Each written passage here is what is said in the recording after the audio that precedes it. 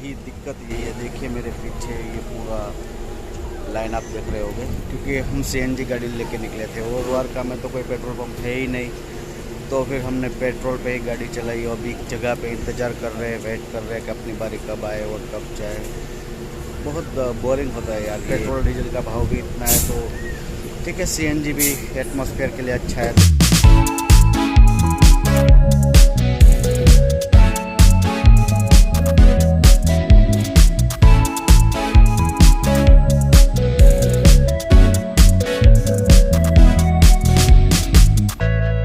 चलिए पहुंच चुके हैं हम सोमनाथ, और यहाँ के क्या सीन है, यहाँ की क्या स्टोरी है, और आज का व्लॉग तो स्टार्ट तो बहुत पहले से हो चुका है हमारा, जब हम द्वारिका से निकले, और आज हम यहाँ पे पहुँचे हैं नेक्स्ट डे सोमनाथ। तो चलिए वहाँ का क्या सीन है, वहाँ के क्या सिस्टम है।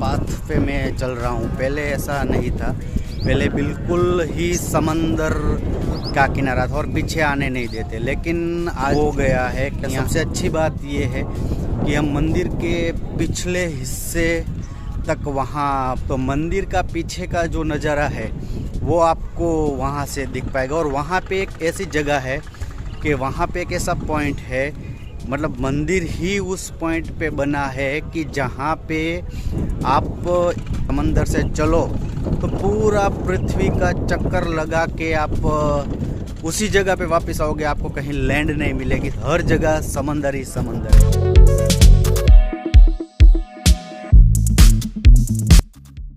ये देखिए पूरा मंदिर के बिहाइंड पूरा अरेबियन सी, तो मंदिर जहाँ पे समंदर का अंत होता है और इस तरफ से जहाँ ज़मीन का अंत होता है वहाँ एग्जैक्ट बीचों बीच ये सोमनाथ टेम्पल आया हुआ है। यहाँ अगर आप दर्शन के साथ जो अरेबियन सी है उसका भी आप मज़ा ले पाओगे। और मैंने आगे आपको जैसे ही बताया, ये वही जगह है जहाँ से अगर आप बाय सी स्टार्ट करते हो तो पूरा पृथ्वी का चक्कर भी लगा लो तो वहीं जगह पे आप आ जाओगे, मतलब उस बीच में कहीं पे आपको लैंड नहीं मिलेगी। और हमारा ये सौभाग्य है, जब हम द्वारिका भी गए तो हमने वहाँ भी ध्वजा चढ़ते हुए देखी, और यहाँ भी हमने देखी ये सोमनाथ टेम्पल की ध्वजा को लहराते हुए हमने देखा। तो ये हमारे लिए बहुत ही एक्साइटिंग मोमेंट था कि ये सीन अपनी आँखों से देखना।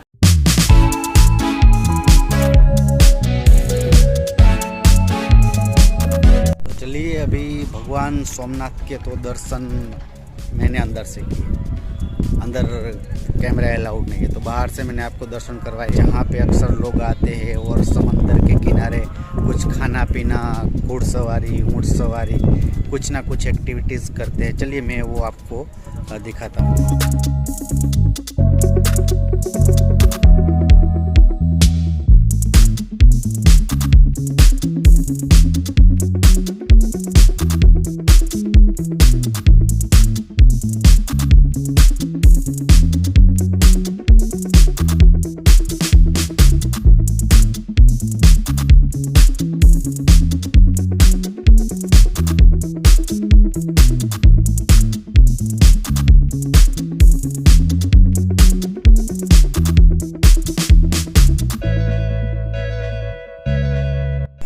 चलिए गाइस थोड़ा घुड़सवारी का मजा लेते हैं।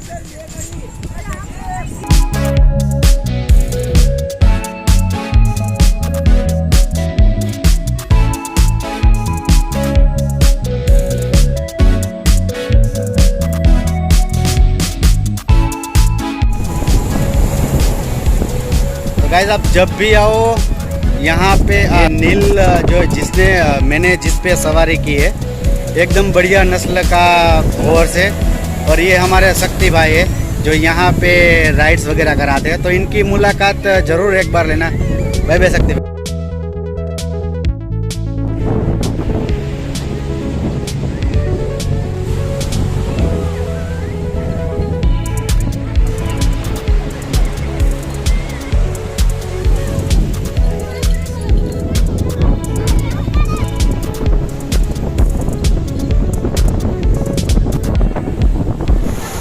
अभी आपने देखा घुड़सवारी भी हमने की, ऊँट सवारी भी की और दर्शन के साथ यहाँ लोग समंदर में नहाने का भी एक मज़ा उठा रहे हैं। मेरे पीछे आप देख ही पाओगे कि बहुत सारे लोग यहाँ पे नहा भी रहे।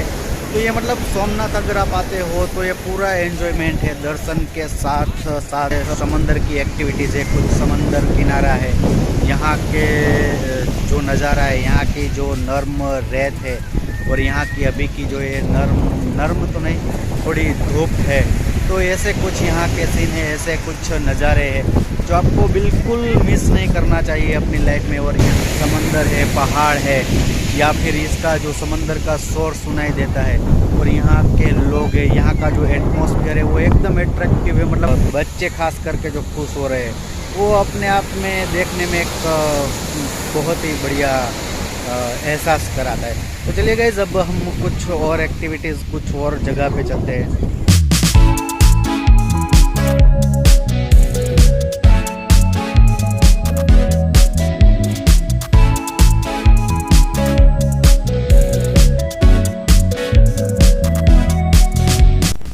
यहाँ पे हिरण, कपिला और सरस्वती तीनों नदी का संगम होता है।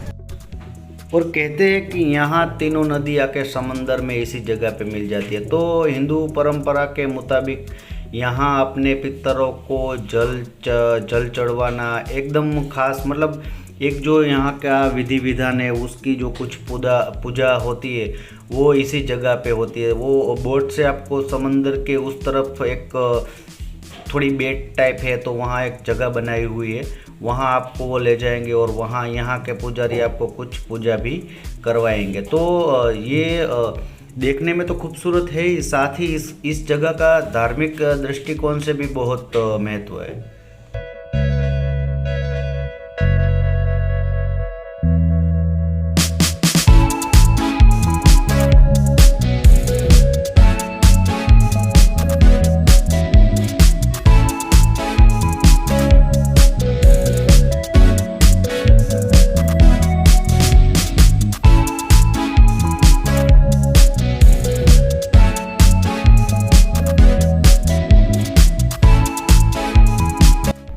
तो वहाँ गए तो ये बिल्ली हमको मिल गई और इतनी पब्लिक आ रही है, जा रही है, पता नहीं नींद कर रही है या फिर नींद में है।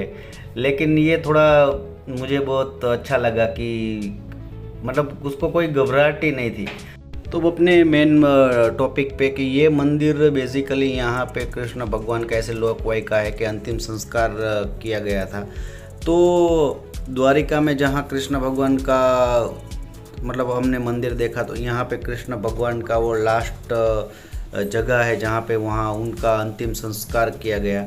और ये स्पेशली इस जगह पे अगर आप आते हो गैस तो यहाँ पे आपको एकदम शांति का एहसास होगा। और साथ ही में नेचर के साथ अगर आप 5-10 मिनट के लिए भी यहाँ ये जो बाजू में एक नदी पसार हो रही है उसके पास अगर आप बैठोगे तो आपको एक अजीब सी फीलिंग आएगी, एक शांति का एहसास होगा।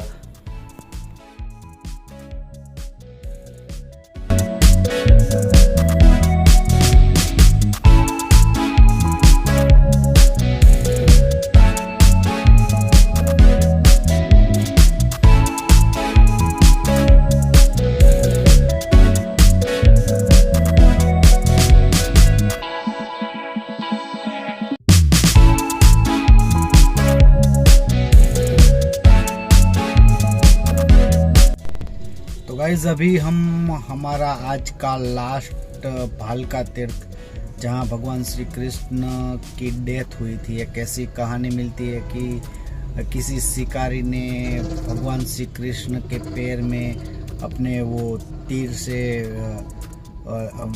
मारा था। तो यहाँ पे उन्होंने अंतिम सांस ली, ऐसी लोकवायिका, ऐसी मान्यता है।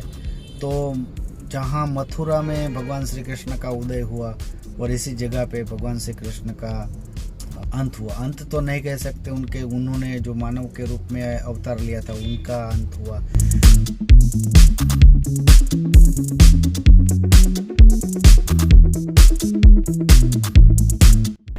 तो ये जो भालका तीर्थ है गाइस, वो सोमनाथ टेम्पल से लगभग 4 किलोमीटर की दूरी पर है और ये वेरावल गांव में है।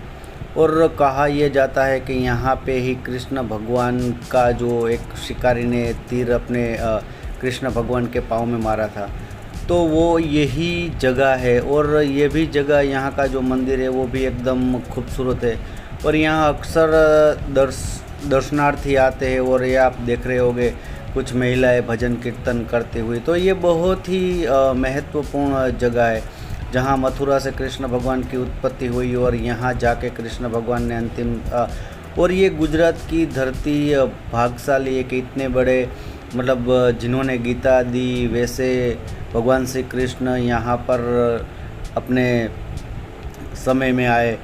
तो गाइज़, आज का ये प्रोग्राम आपको कैसा लगा ये कमेंट में ज़रूर बताना। अच्छा लगा तो प्लीज़ लाइक और शेयर सब्सक्राइब करें। तब तक के लिए और ऐसे ही नेक्स्ट प्रोग्राम के लिए मेरे साथ जुड़े रहिए, बने रहिए।